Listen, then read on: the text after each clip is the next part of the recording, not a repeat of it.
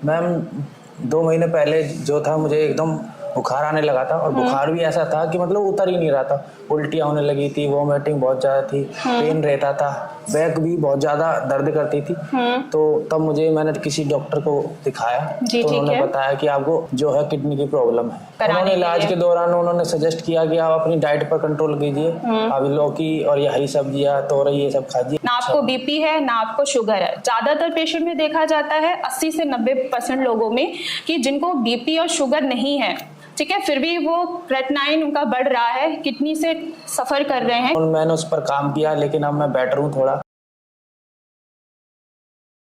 नमस्कार, मैं डॉक्टर कंचन। आज मैं आपको एक ऐसे पेशेंट से मिलवाने जा रही हूँ जिनका क्रेटिनिन का लेवल 4 था और पहले उन्होंने कई जगहों से ट्रीटमेंट किया लेकिन फिर भी उनका जो क्रेटिनिन का लेवल था वो डाउन नहीं आ रहा था। फिर वो भारत होम्योपैथी में आए और आज उनका जो क्रेटिनिन का लेवल है वो 2.7 हो गया है। आइए मिलाती हूँ मैं आपको उस पेशेंट से जिनका नाम है मनीष। नमस्कार मनीष, कैसे हो अभी आप? मैम अभी तो ठीक हूँ, पहले से ज़्यादा नॉर्मल हूँ, पहले ज़्यादा प्रॉब्लम थी। कैसा लग रहा है आपको?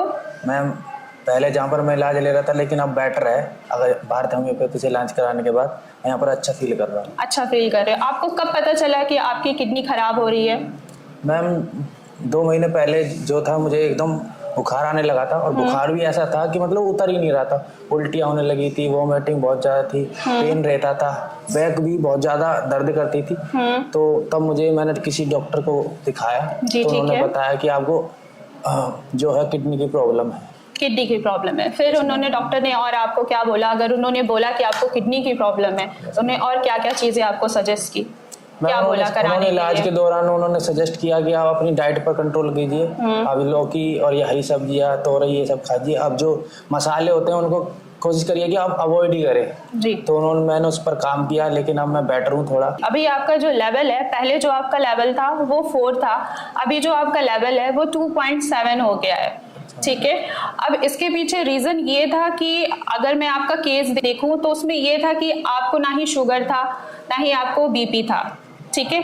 आपने 1.5 सालों से पेन किलर खाया, ठीक है। आपकी जो मैं हिस्ट्री ली थी स्टार्टिंग से, ठीक है, 2 महीने पहले जब आप मेरे पास आए तो जब मैंने आपकी हिस्ट्री ली, केस टेकिंग लिया पूरे अच्छे तरीके से, तो उसमें एक चीज ये देखा मैंने कि आपको सर दर्द बहुत ज्यादा होता था। तो आपने सर दर्द के लिए बहुत सारा पेन किलर खाया, बहुत सारा एंटीबायोटिक खाया, तो वो उसके वजह से ही आपकी किडनी जो है वो इफेक्ट हो गई, ठीक है। इसको बोलते हैं एक्यूट किडनी डिजीज, AKD में ये आता है। अचानक से आपकी किडनी की फंक्शनिंग जो है वो प्रॉपर तरीके से नहीं हुआ, यूरिन के थ्रू आपका क्रेटिनाइन जो है वो बाहर नहीं आ रहा था, इसलिए आपका क्रेटिनिन का लेवल जो था वो सीधे फ्लक्चुएट हो गया 4 पे। ना आपको बीपी है ना आपको शुगर है। ज्यादातर पेशेंट में देखा जाता है 80 से 90% लोगों में कि जिनको बीपी और शुगर नहीं है, ठीक है, फिर भी वो क्रेटिनाइन उनका बढ़ रहा है, किडनी से सफर कर रहे हैं, किडनी डिजीज से। वो मेन रीजन यहाँ पे यही आता है कि बहुत सारा पेन किलर खाने के वजह से आपने वही गलती की। आगे से अगर आपको कभी भी सर दर्द हो तो एक अच्छे से डॉक्टर को दिखाइए, ठीक है। अगर आप एलोपैथी ट्रीटमेंट ज्यादा पेन किलर खाएंगे तो वो आपके बॉडी को ही नुकसान करेगा, ठीक है। अब आप बताइए कि आपको कैसा लग रहा है 2 महीने का ट्रीटमेंट लेके? आपका क्रेटिनाइन का लेवल जो 4 था अब 2.7 हो गया है, कैसा लग रहा है आपको? मैम ऐसा बात नहीं है कि मैंने पहले कहीं इलाज नहीं लिया, मैंने इससे पहले इलाज करवाया लेकिन यहाँ पर आकर मुझे मतलब ज़्यादा ही बेटर फील हो रहा है। अब मेरी जो हालत है पहले से ज़्यादा सही हो रही है। मतलब पहले 4 था, वो बता रहे डॉक्टर जी आप बता रहे थे, तो 2.7 हो चुका है, तो मैं काफ़ी बेटर फील कर रहा हूँ। ठीक है मनीष, आपने कहाँ से इलाज कराया?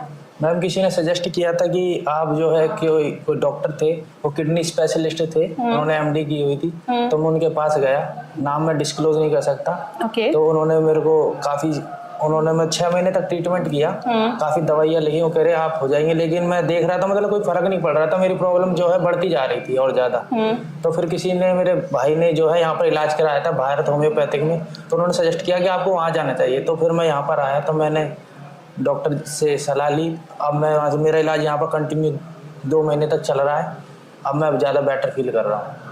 अब आप काम पे जा रहे हो? हाँ मैम, बिल्कुल रेगुलर काम पर जा रहा हूँ। मेरी लाइफस्टाइल मतलब पटरी पर आ चुकी है बिल्कुल ही। मैं सही से अब काम कर पा रहा हूँ एकदम। जैसे आपने यहाँ से 2 महीने से इलाज करा रहे हो, ठीक है, एक महीने में आपने जब रिपोर्ट करवाया तब आपका क्रेटिनिन का लेवल कितना था? मैम आफ्टर जो 1 महीने बाद मेरा था वो 3.2 के आसपास आ गया था। अब लेकिन जो नई रिपोर्ट आई है उसमें मेरा 2.7। जी, आप डाइट क्या क्या फॉलो कर रहे थे? मैम डाइट डॉक्टर ने जो रिकमेंड की थी, मतलब जो हरी सब्जियां होती हैं ज़्यादातर, लौकी, तोरई हो गई, कैबेज हो गई, ये सभी यूज़ कर रहा था। और मसाले जो है मैं अवॉइड कर रहा था। ऑयल कौन सा यूज़ कर रहे थे आप? ऑयल मैम घी। देसी घी यूज़ कर रहे थे? हाँ मैम, देसी घी यूज़ कर रहा था। अच्छा, आप हमारे बाकी पेशेंट्स को क्या कहना चाहेंगे जो भारत होम्योपैथी से मेडिसिन ले रहे हैं, जो डीमोटिवेट हो गए हैं, उनको लगता है कि उनका क्रेटिनाइन का लेवल जो है वो डाउन नहीं हो रहा है, आप उनको क्या कहना चाहेंगे? मैं उनसे कहना चाहूँगा कि जो भी आपका डॉक्टर है उस पर फेथ रखिए, इलाज रखिए, तो विश्वास रखिए। वो आपका क्रेटिनिन कलर है जो भी है वो डिजीज होगा, टाइम लगता है। तो मैं उनसे बोलूँगा कि आशा मत होइए और अपने डॉक्टर पर विश्वास रखिए। जैसे मनीष जी ठीक हुए हैं जिनका क्रेटिनाइन का लेवल 4 था, अब वो आज 2 पे आ चुके हैं, 2.7 पे। तो अपने ऊपर भी फेथ रखिए और अपने डॉक्टर्स के ऊपर भी फेथ रखिए और डाइट जरूर फॉलो करिए।